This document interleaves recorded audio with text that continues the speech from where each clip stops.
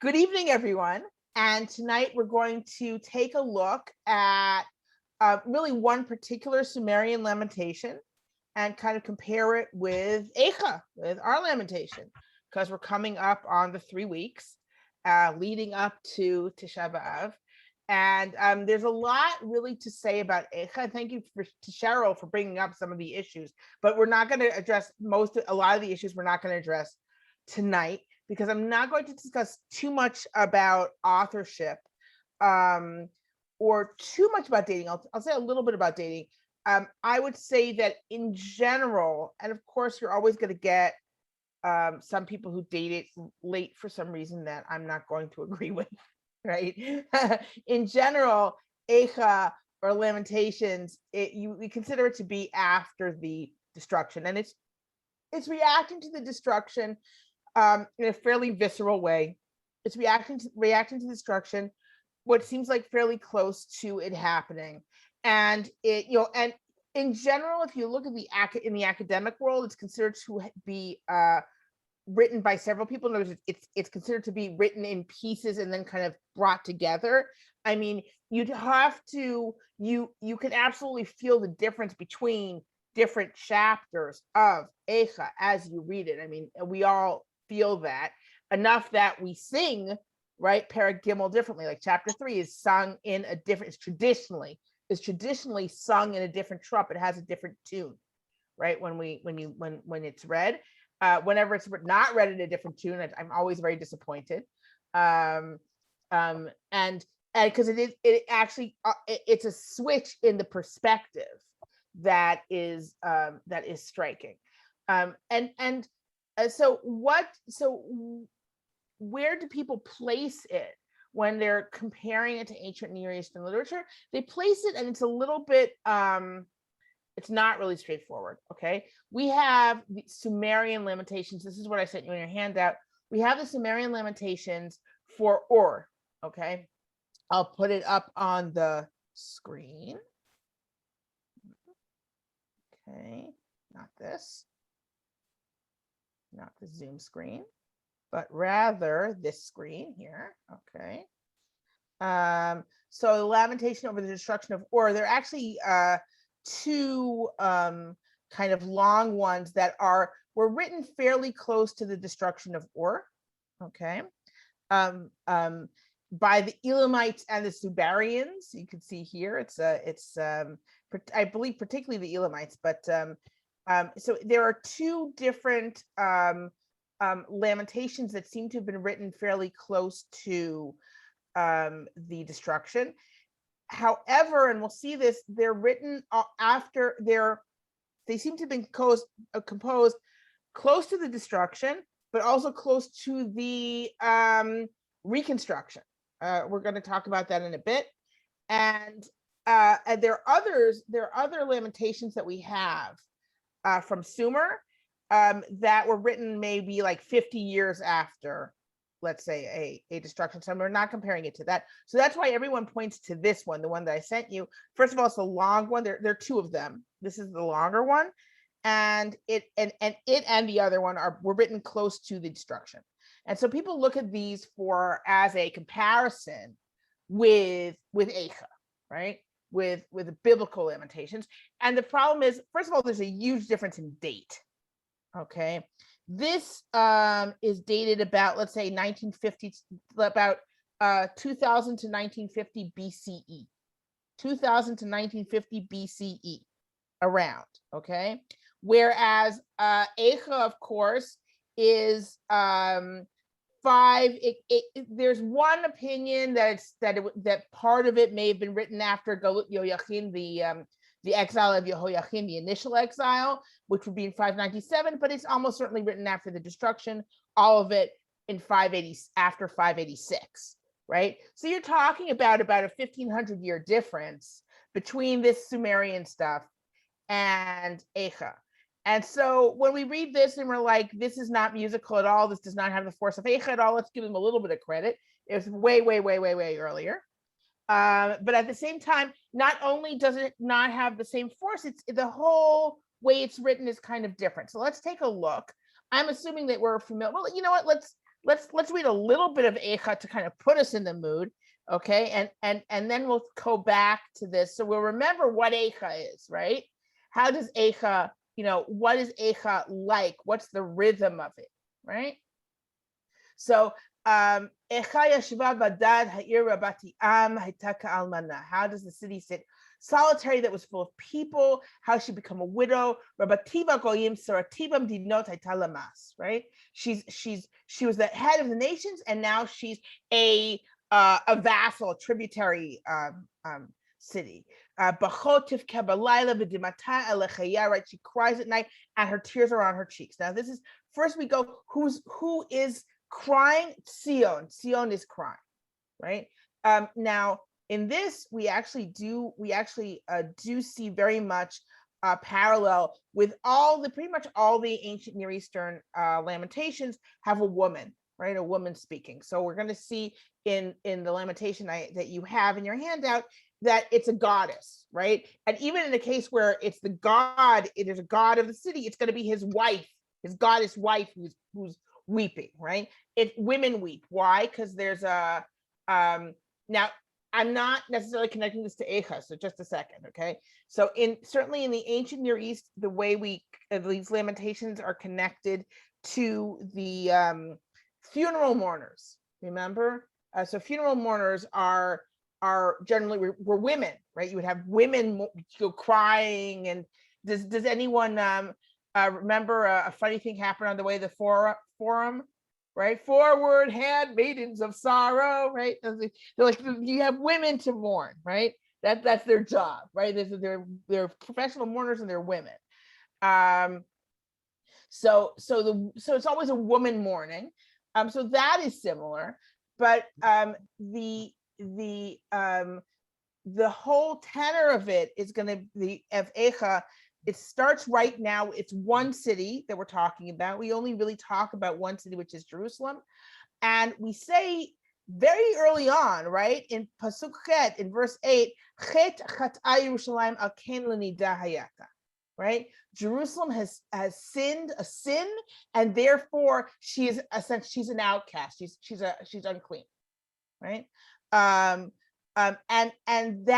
that bringing, and it's also the word tumata b'shuleha, her impurity is on her robes. Obviously, it's carrying forward this parallel to being in nida, right? The idea that you can see her menstrual blood on her, like there's nothing more shameful, right? No, nothing more embarrassing and horrible than seeing how low she's come. But there's also this idea of, well, she is impure, she did something wrong, right?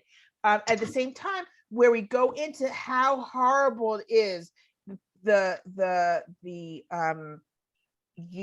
famine, the death. And then we had who has done all this, right? Who has done all this? God has done all this, right? That's the basic thing of Eicha. Who has done all this? God has done it, right? It's because God has done it to me. And if we for a moment think about why that has to be, and B, what that means for someone who is dealing with destruction. Okay. In other words, I am not saying that God was defeated. God cannot be defeated. God did this, right? God did this to me.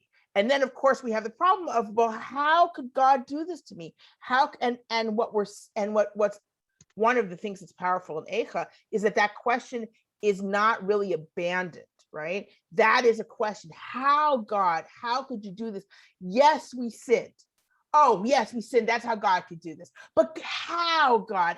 How? But yeah, we sinned. But how, right? And there's this kind of thing in Eicha itself. It doesn't let this question go, right? And you have this kind of cry. And it even ends with that cry, right? How long will you abandon us? Now we're going to see certain similarities when we go back. So let's go back now to our ancient Near Eastern parallel, as it were, even though it's much, much earlier.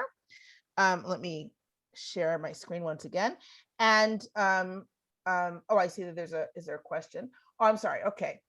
So I'm pausing for a question. Moshe Matitia asks, what is the story of the reconstruction of Ur? How long after the destruction was it? Was there an exile? What precipitated the reconstruction? Okay, so what apparently happened was, so there was an invasion, and the next king, I think they eventually fought it back. The next king reconstructed the city and the temple. The big deal with one of the big things is that that Ningal's temple is destroyed. So let me share it for just a second. Okay, hold on. Let me share my screen. Okay. Okay, do you guys see the Sumerian lamentation? Yeah, you can give me a thumbs up if you see it. Yeah. Okay, great. All right. So this is, so it's after, you see how it's hard to date it exactly, but what seems like is that what happened is, so it fell and then it was rebuilt by the next king. I'll skip to the end so that you can kind of see how we kind of know, how you can know this from the text. Let me skip to the end here. Okay, this is the end of the whole thing. O Nana, may thy city, which has been returned to its place, step forth gloriously before thee. Like a bright star, let it not be destroyed. May it proceed before thee. The man of offerings shall utter prayers unto thee. Upon that which the man of offerings has brought, gaze with steadfast eye. O Nana, thou whose penetrating gaze searches the bowels, may every evil heart of its people be pure before thee. May the heart of those who dwell in the land be good before thee. O Nana, thy city, which has been returned to its place, exalts thee. The 11th Psalm. So this is, yes. The next king that you talked about, is that, I forgot his name. You want me to look at it? It's not so important what his name is. What I'm asking is, was he a king from the same dynasty of the city that was destroyed, or was he from the invaders? I don't think he was the invaders. Oh, okay. I'm fairly certain it's from the same dynasty the city was destroyed, because they mention the Elamites. So I believe it was the same dynasty. Okay. Or actually maybe not, maybe it's simply because they're saying the period between on which the poem is described all day from the early post-Sumerian period, that's the period between the fall of the third dynasty of Ur and the beginning of Kassite rule in Babylonia. So it could be that it was not, so probably, I'm correcting myself, probably it was from a new dynasty, but that did not belong to the Elamites. But it was someone who came along and said, we're the old guys. We're rebuilding the temple. See, this is the thing, is like, he's rebuilding the temple, and then you're saying, oh, let's mourn the city and the temple and we rebuilt it. So there's a question about what were these things written for, and this is different from Eicha, right? Because Eicha ends like, you've abandoned us. There's a big question about what was Eicha written for, what was it written to be, right? And of course, there's what was each chapter written for, and then what's the whole thing supposed to be. So that's two different questions, really. But here we have is, the theory is that the reason these were written were either because when they rebuilt the city and they rebuilt the temple, this was kind of the dedication thing they did. So they mourned what had happened, and like, now we rebuilt it, so now let it be all wonderful and great, right? Or it was something that was after it was rebuilt, that it was more continuous than that. It wasn't just for the dedication. And the idea being that this also, the fact that we're doing this now and we're saying this lamentation plus the, oh, look, may your city, so that's going to keep it from happening again, right? Now, notice that it's supposed to be the same people. Verily, thy black-headed people, that's what the Sumers called themselves, Sumerians, remember, not Sumerians, Sumerians. The Sumerians call themselves the black-headed people, okay? So it's the same people, right? So it's the same people. The city's been rebuilt, the temple's been rebuilt, let it just continue on gloriously, right? And this is part of a ritual. And in fact, it's you see here, and I actually, there's a place where I highlighted, not on your handout, unfortunately, the highlights didn't stay in your handout. it says it's antiphon. Its antiphon is, this is where people respond, right? This is a liturgical text. You have maybe a priest or a priestess or whatever saying it, and the people are responding to it. It's not just something that you're supposed to read and contemplate. It's not something that you read on your own. This is part of a ritual. Okay, this is a part of a, this is part of a ritual. So that's the idea of this lamentation that already kind of separates it, besides again the separation of years, from Eicha. Now the question is, so if you have such a long gap between this and Eicha, so how can you say there's any influence at all? First of all, you don't have to say that there's influence. Okay, there are certain themes that you see in both, but a lot of the themes that you see in Eicha, which it has in common with some of these lamentations, you'll also see it in different books of prophecy, and like in Yeshayahu and Yirmiyahu, and you'll see it in prophetic books, not in a lamentation. So you can say, well, this is a theme that already existed in what was being said and was being written. So you don't need to go to a Sumerian Lamentations or later Lamentations to get them. But the practice of this is a very long lamentation. They had afterwards, they had these short little lamentations that continued some of the same themes. They were not written to respond to any particular destruction, which is why you frequently not brought actually as a parallel, because what those other lamentations are, which are much later, which continue up into, I believe, the Second Temple period. So those Babylonian lamentations I think they're called drum lamentations. They're lamentations that are performed. They have some of the same themes, and they lament cities that are being destroyed, but it's very general.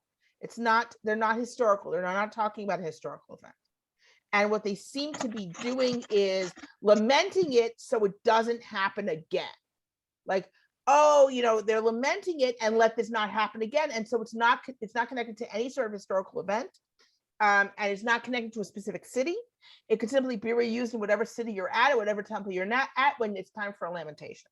So that's why people don't usually bring those. But the idea is maybe the themes that we see here, which also carry into some of these shorter lamentations, that's how they could have reached Eicha, right? However, again, you really don't need to say that. And the style is so different. And Eicha is so much a reaction to a destruction, and struggles with things that, frankly, Sumerians didn't have to struggle with. Let's take a look at what I mean. Okay, so here we begin the lamentation over the destruction of Ur with a kind of a list of different places: their house Kior, the queen of Kesh, different cities that have been abandoned by their various gods and have been destroyed. So here you have a whole series of cities. Again, nothing like that in Eicha. Eicha only cares about Jerusalem and the surrounding area. There's only one city, and that's Jerusalem. But let's continue. So as it goes on, you have Ningal. Ningal is the wife of Nana, right? And so Ningal goes and pleads for Ur. Okay, again, because she's the woman, right? She's the female god, she's the goddess. So she's the one who's going to plead for Ur. And the problem is that it's already been a decree. Ur has been given over to tears. Okay, it's antiphon. On that day, after the Lord had been overcome by the storm, after, in spite of the lady, her city had been destroyed. On that day, after the Lord had been overwhelmed by the storm, after they pronounced the utter destruction of my city, after they pronounced the utter destruction, who is they? Anu and Enlil and the divine council. Okay, Anu and Enlil, who are higher level gods, have decided, for what reason we know not, that Ur's got to be destroyed. Okay, so Ningal goes to plead with them, and they don't listen. Okay, so you have, to Anu, the water of my eye, verily I poured. To Enlil, I in person verily made supplication. Let not my city be destroyed. Here, I'll do my little flashlight. Here we are. Okay. To honor the water of my eye, verily I poured. To Enlil I in person verily made supplication. Let not my city be destroyed, verily I said unto them. Let not Ur be destroyed, verily I said unto them. Let not its people perish, verily I said unto them. Verily Anu, change not this word. Verily Enlil with its it is good, so be it. Soothe not my heart. But Anu and Enlil are like, nah, it's cool. Right? It's cool.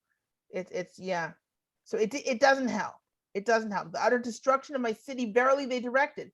The utter destruction of Ur, verily they directed. So here you have a situation where the higher level gods have decided that Ur is going to be destroyed, and the city god and goddess weren't able to protect it. They're not able to prevent it. Okay. So here we have a description of how terrible it is. The mother left her daughter, the people groaned. The father turned away from his son, the people groaned. We have a similar thing in Eicha, right? The women eating their babies, right? It's a horror, right? So, and this is the thing, this is here, actually even before, mothers and fathers who did not leave their houses were overcome by fire, the young lying on their mother's laps, like fish were carried off by the waters of the nurse. It's horrible, right? This is a lament that's actually saying this was horrible. Who kept standing near the weapons, by the weapons was killed. The people, everyone is dying, right? And then you have the abandonment of parents, the abandonment of children by their parents. And that's also, and we're used to this idea of this is the epitome of horror. The epitome of horror is not just people being killed, but parents actually abandoning their children. Okay. In the city, the wife was abandoned, the child was abandoned, the possessions were scattered about. The black-headed people, remember they call themselves the black-headed people, into their family places were carried off. Its lady, like a flying bird, departed from her city. Ningal, like a flying bird, departed from her city. So the goddess of the city left her city. Now we do have something like that in Eicha where God leaves Jerusalem, right? God's going to leave Jerusalem, but we don't have the same thing where God turned. So note the difference between polytheism here. Now again, there's a difference also of 1500 years. All right, so there's also, that's also coming into play, but there's also there are basic assumptions at work that make any lament like this basically different from a lament like Eicha, because a lament like Eicha has to deal with the problem of we have a God is supposed to love us and want us and want our well-being, right? And yet and we don't want to say that God was defeated. God can't be defeated. And yet his city is in ruins and his people are exiled, right? So who could have done it? God did it, right? Whereas here, what happens? Ningal and Nana are there. They didn't destroy the city. They try to plead for the city, but the higher level gods, they decided for no apparent reason, right? They have decided that the city is going to be destroyed. Mother Ningal and her city, like an enemy, stood aside. The woman loudly utters the wail for her attacked house. The princess in Ur, her attacked shrine, bitterly cries, verily Anu has cursed my city. My city verily has been destroyed. Verily Enlil has turned inimical to my house. By the pickaxe, verily it has been torn up. Upon him who comes from below, verily he hurled fire. Alas, my city verily has been destroyed. Enlil, upon him who comes from above, verily hurled the flame. Now what's interesting is that the impact is very different, because we have here Enlil hurled the flame. And what do we have in Eicha? In Eicha, we have that God himself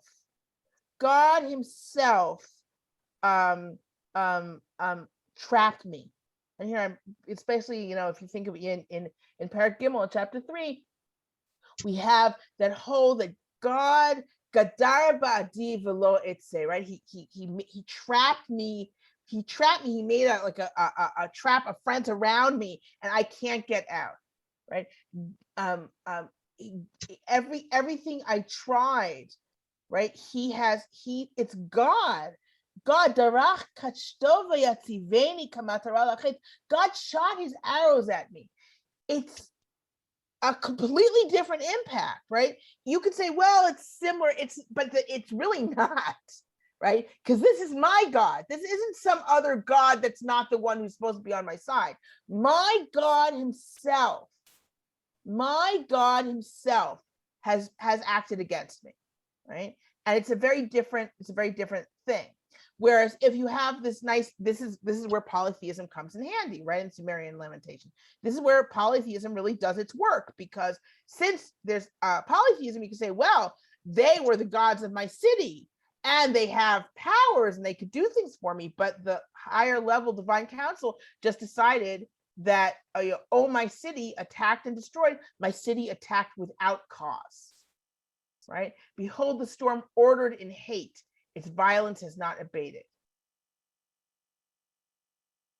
And so here it's not, there's no real reason for it. It's just the kind of some kind of, we don't know, some decision of the upper gods, right? And our city gods couldn't protect us, right? We have again this theme of, like we have in Eicha, but not just in Eicha, in Yirmiyahu, right? In Jeremiah and Yirmiyahu, we have this idea of things, thorns are going to, a lot of prophetic things, thorns are going to grow where in your city, like that's how desolate it's going to be, that's how destroyed it's going to be. So here, thy river, which had been made fit for the Makuru boats, in its midst the something plant grows. On thy road, which had been prepared for the chariots, the mountain thorn grows, and those has been completely abandoned. Okay, how long, pray, and they say to Ningal, they do say, how long, pray, wilt thou stand aside in the city like an enemy? So they, aha, this is close. Oh, mother Ningal, how long wilt thou hurl challenges in the city like an enemy? You're like, aha. But what it says is, although thou art a queen beloved of her city, thy city thou hast abandoned. You've left. You've left. That's what they're talking about. She's left, and Anu and Enlil have attacked. So now they're saying, let Ningal come back and let Anu and Enlil say it's enough. We're done. Okay, and then the city can return. All right. And then at the end, we have what is clearly what it's building up to, which is that the house has been rebuilt, right? And now they're not talking to Ningal anymore, the woman, they're talking to the guy, Nana, right?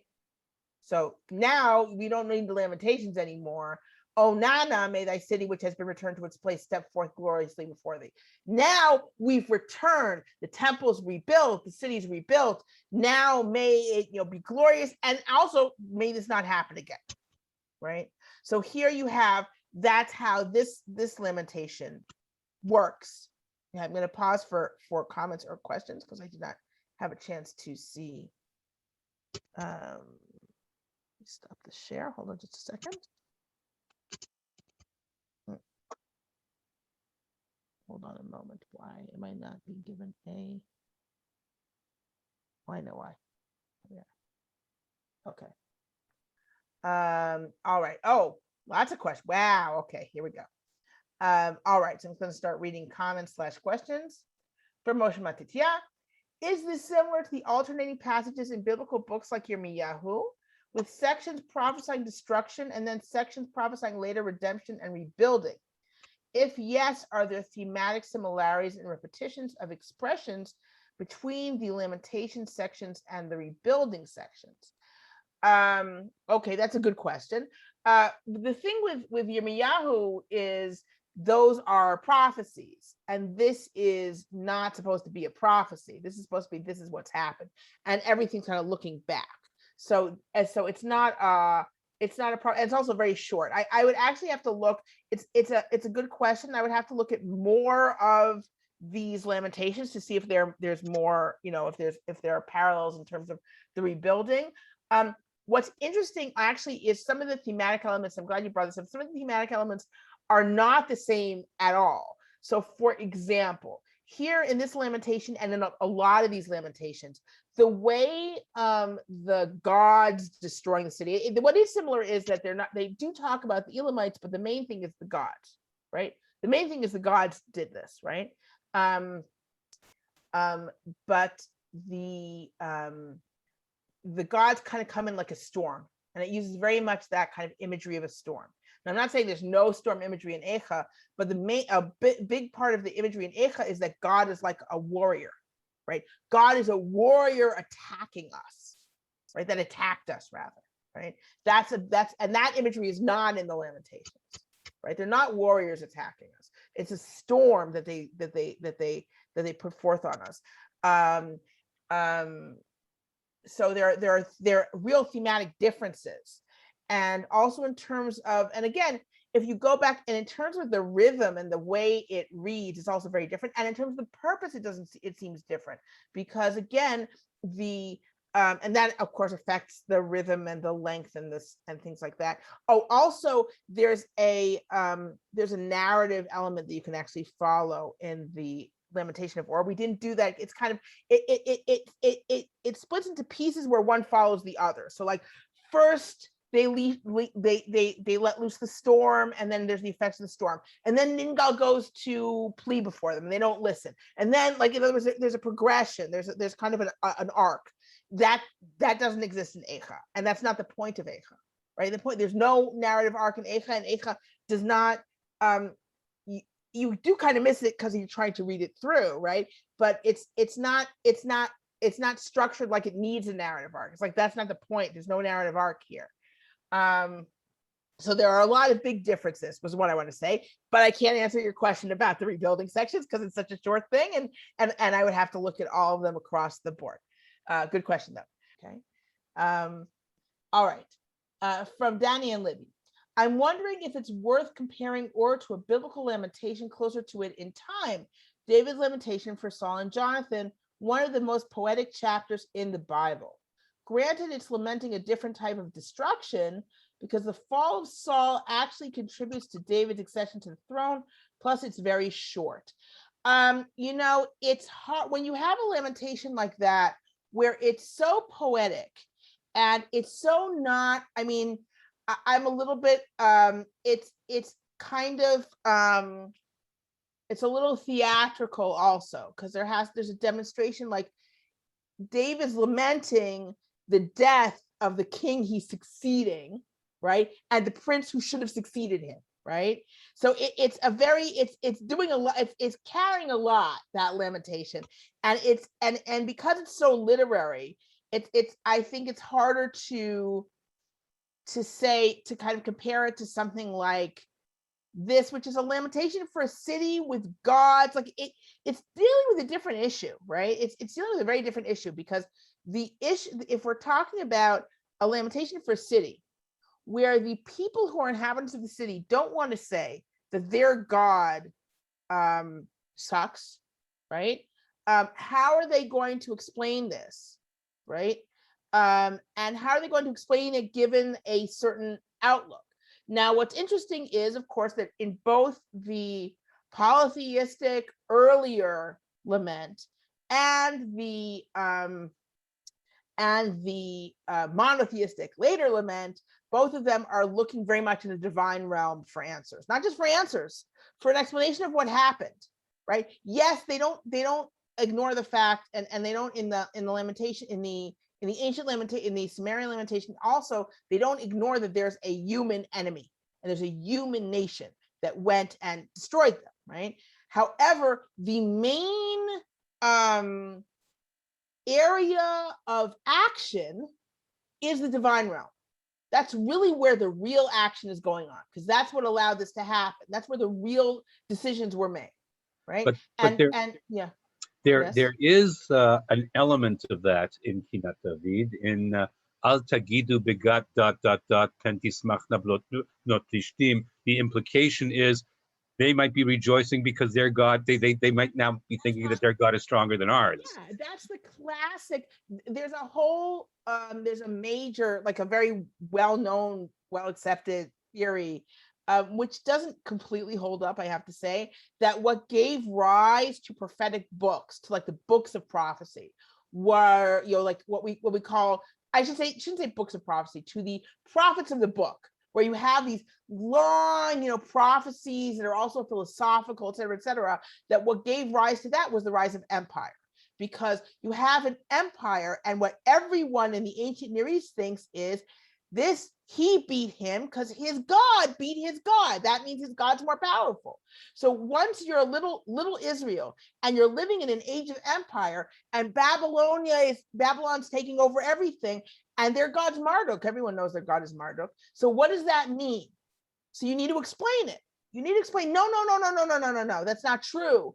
God really means for Nebuchadnezzar to win.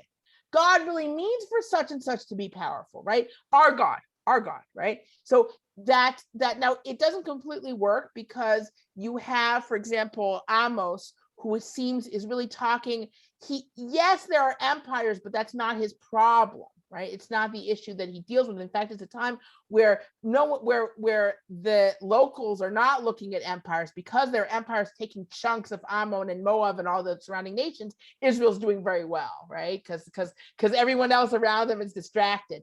But and they're like, hey, this is great, this is going to last forever. And Amos is like, no, I don't think so. But that assumption that this God beat that God, that means that God's more powerful and this God is not that powerful, right? So you have, what's interesting here is when you have Eicha and Moshe Matitya, I see your other question. I'm going to get to that in just a second. What we have in Eicha is this idea that we've lost, we're exiled, we've got nothing, and God is still the one in control, right?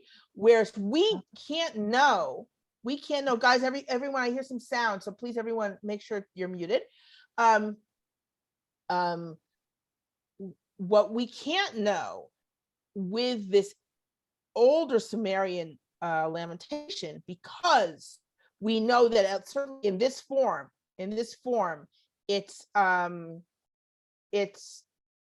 a ritual for a temple that's been rebuilt, right? What were they saying right after the destruction? Were they really believing in Nana and all, like, how are they interpreting it right after the destruction? Now it was rebuilt, and this is how they're interpreting it. What did they say right after the destruction? We actually don't know, right? Because both of the longer lamentations that were written right close to a destruction are both like this. They end with and now it's rebuilt kind of thing. So it's and they're refrains. They're meant to be read in a temple or done in some kind of refrain. So but that's the challenge of biblical monotheism, and from very early on it's the challenge. If this nation is so strong, does that mean their God is stronger, right? And the answer has to be no. The answer has to be no. And they know very well how everyone else is interpreting it, because they hear, it's pretty clear. Okay, another comment from Moshe. Lady Ningal, as a lower goddess who represents Ur, seems to parallel Bat Zion and Eicha, which is also a sort of personification of the city. Yes, many have made that parallel. Many people have certainly that parallel has been made. The idea that also, because it's a woman lamenting, and it's always a woman lamenting. So here you have the Lady Zion, right? The woman Zion, right? Who's lamenting, the widow Zion, right? Who's lamenting. And certainly that is, and yes, you can read it as a parallel, but you also have the woman Zion in other books, biblical books. So this is the circle you end up going in. You're like, okay, why is Sion represented as a woman elsewhere sometimes, or why Sion especially for example in Yirmiyahu, right? It's very kind of Jeremianic, right? That you have Sion as a woman,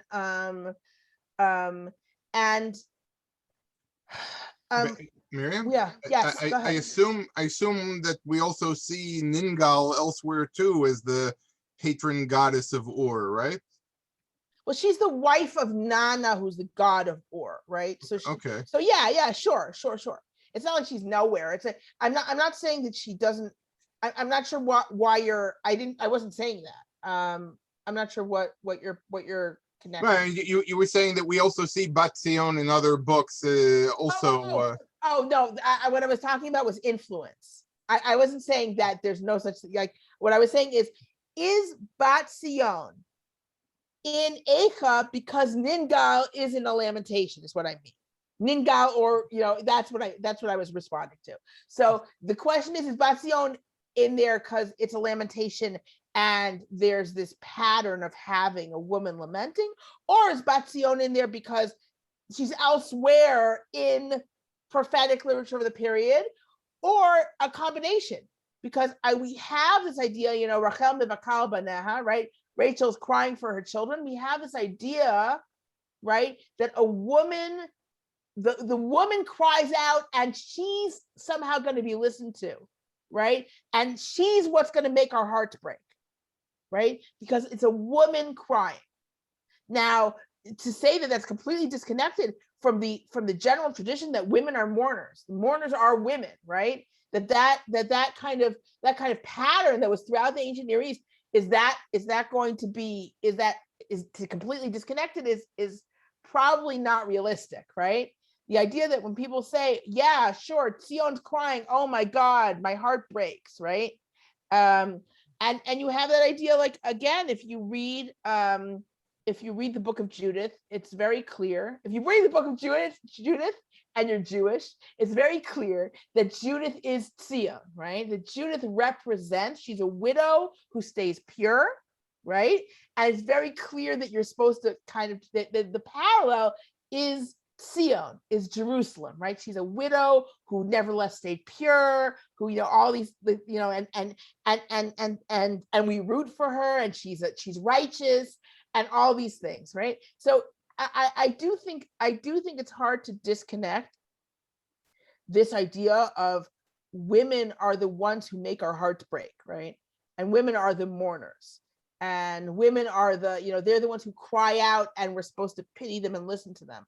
It says to cry out for their children, right? They cry out for, and even I would even take it as far as when Nehemiah, and because I love, I love telling the story about Nehemiah and responding to the problem with the people being in debt, and the people who go to him are the women. It says specifically the women go to Nehemiah and they say, look what's going on, right? The women cry out to Nehemiah, right? Why? Because women crying out, that's like, oh my God, women are crying out, that's what you're supposed to listen to. So I do think that all these things are kind of connected. Like, why are we calling Zion a woman? Why are we concentrating on her as a woman? Let's actually go back. I'll share my screen. Let's go back to Eicha itself. Okay. Miriam? So, yes. Miriam? Yes. When you said that Ur was destroyed, but are the people exiled, or the city's destroyed and they just go into the countryside and wait for it to be rebuilt? Is there an exile from Ur, or that doesn't exist? That didn't happen. It's a big difference between Ur then and difference. It sounds like the city was pretty much in ruins, but I'm not so sure there was an actual exile. I have to go back and look. I think it was. I mean, I assume that they took captives, right? I assume they took captives because that's what you would do. But I'm not. I don't know that it was such an organized exile. Realize also that the Assyrian and the Babylonian empires, look, you took captives, but the idea of an organized exile was much more of an Assyrian and Babylonian thing, I believe, in terms of moving populations, right? Where you're like, okay, you guys, we're not going to sell you, we're moving you though, you're out, right? That I think was more of these empires.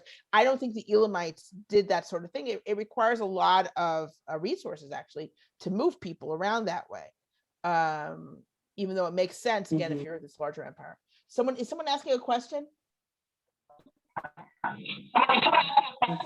Oh, hi, I just want to show you something, Miriam. Yeah.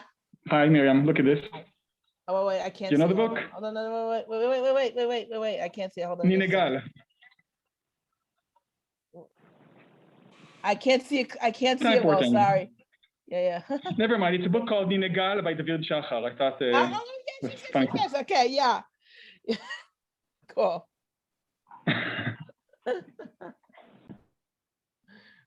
So yeah, so if we can say that Ningal is a woman mourning her city, and Sion is a woman mourning her city, right? Without being a goddess, right? And crying out. We can say that in Eicha, you can look at it as Sion is crying out, and God is not listening. Okay, even though again, if we look at it very early on, it says Chet Chatar Yerushalayim, that Jerusalem is sinned. It's almost it's actually kind of it always strikes me, honestly, how early on that comes in, right? Because you remember it, you think of it as, oh yeah, it's an explanation after all the complaining. It's like, no, tzadiku Hashem kifihu mariti, right? God is righteous because I rebelled against what he said. And at the same time, coupled all the time with, but look at what happens. Look at what happened. Shim'una chol ha'amim. You'll let everyone hear. U'uma chovisi my pain.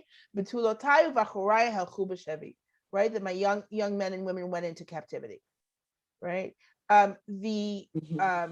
It's now it again. I feel in a way, and it's so weird for me to say this about like a biblical, but I feel like kind of unfair comparing it with the Sumerian thing. This is so much better. Right, but it is. I mean, people say, "Well, it's so much later than that," and it's literature had developed, and this is based on our literary. Okay, fine, but it's great. All right. So Eicha, you see, there's on the one hand, there's the back and forth of look what happened. I sinned, but look what happened. I sinned, but look what happened. Right, and then if we look at and there's also this call for vengeance. Right.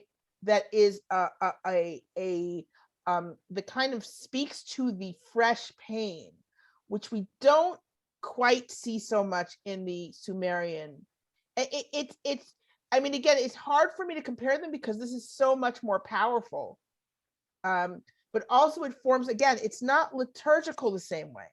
In other words, it doesn't have the repetitions. So for example, the Sumerian thing, we have this repetition: the storm which knows not the mother, the storm which knows not the father, the storm which knows not the wife, the storm which knows not the child. That repetition to our modern ear is very, very boring, right? It's boring. It takes out now in the ancient to the not modern ear, or if you're repeating this, it could actually be very powerful, right? If you're repeating it, it gets a certain force, right? And not only that, but I do have to say that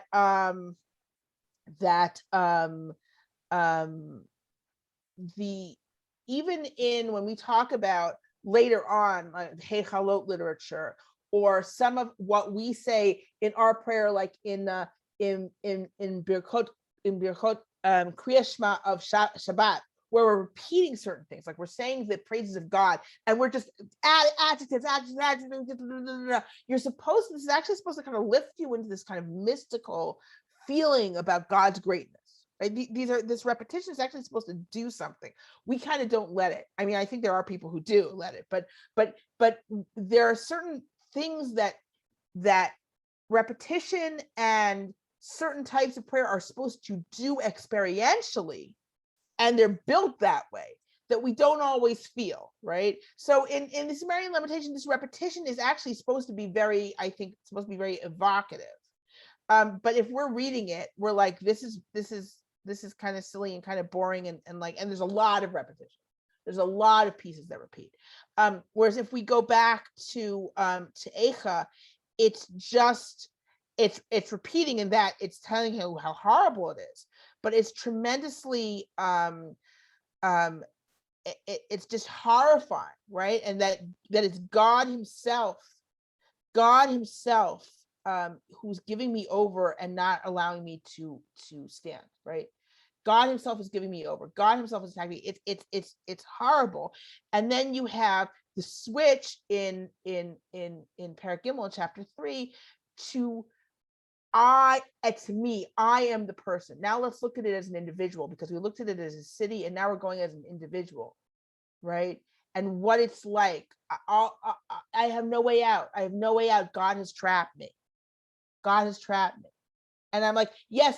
And then you're supposed to take it to Chasdei Hashem Kilo Tamnu, Kilo Chalu Rachamav. God is still there, right? That's the hope. And so the question is, what is the point of Eicha, right? Because Eicha does a bunch of things. Eicha does like the same way we could talk about what is the point of that Sumerian text. We could say, well, it's meant to lament it, but also celebrate the reconstruction and make sure that the gods are happy and they're not going to do it again, right? Here, it's doing a lot of things. It's lamenting. It's helping you feel the individual tragedy, and through the tragedy, the hope.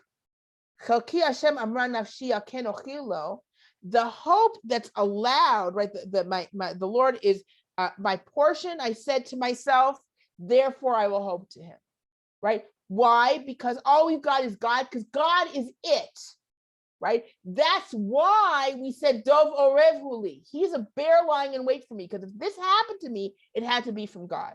What's the upside of it being from God? He's still God.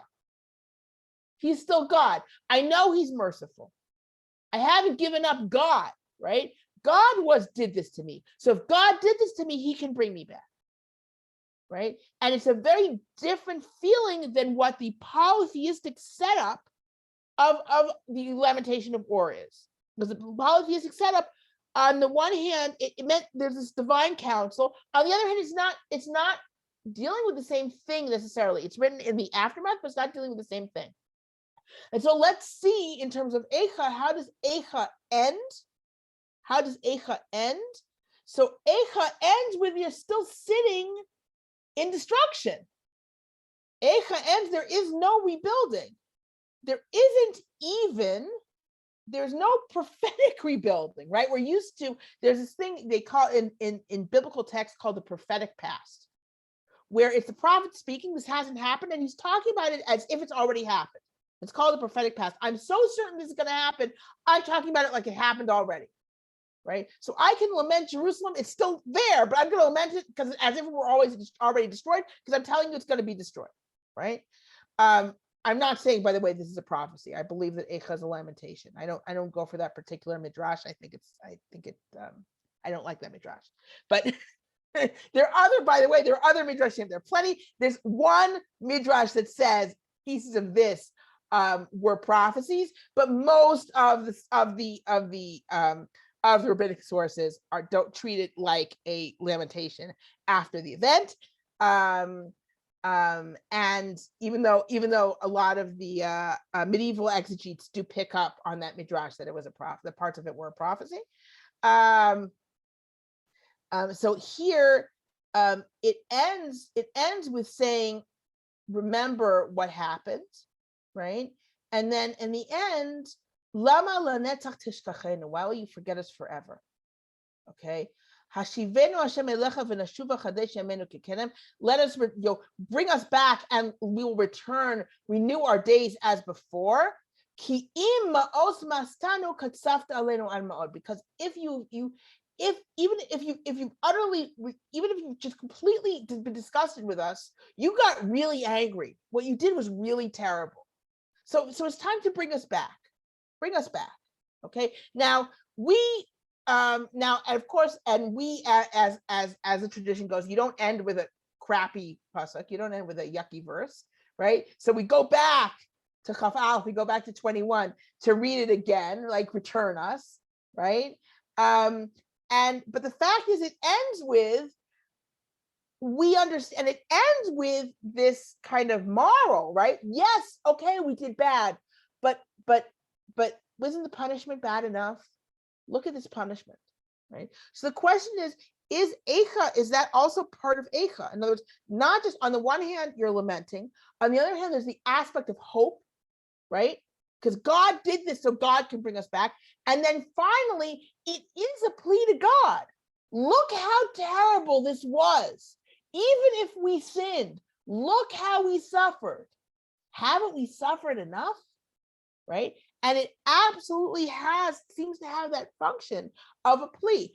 In that way, it is a little bit like, right? It is a little bit like what we read in the Sumerian Lamentation in terms of it being a plea. Oh, look how we suffered. Please, they're like, please don't do it again, or please let the city be glorious forever. And we're like, please bring us back. Please restore it, right? Because we, even if we're totally awful, isn't this worse? Isn't this horrible enough? And that isn't. I think that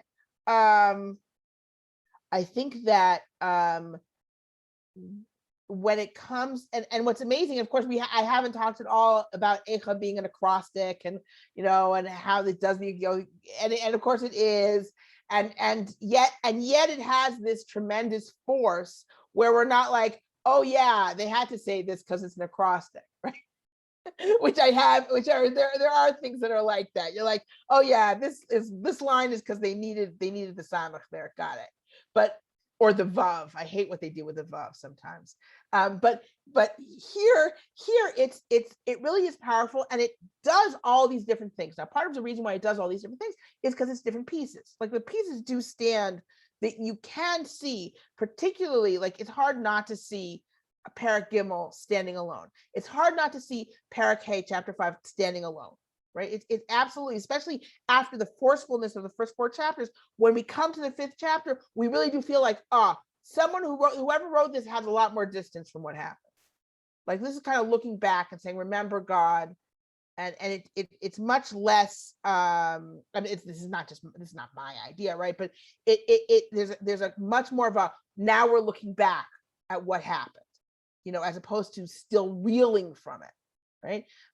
But what all these chapters do is they do a lot of heavy work, right? There's a lamentation, there's the seeds of hope, the seeds of hope among true despair and true God, how can you do this? This is one of the things that I appreciate about biblical books, is that they let you cry out to God.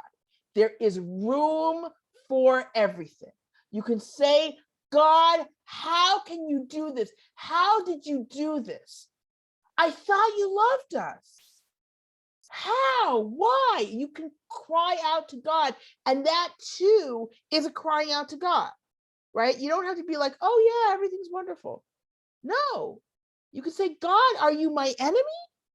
Right? And still have that seed of hope and finish with a plea to God. Okay, we sinned, but hasn't it been enough? And be carried along with all of it. So that's my take on, my short take on Eicha, and with a something of a comparison with the Sumerian Lamentation. I hope you enjoyed it / got something from it. I'm going to end and have a good evening.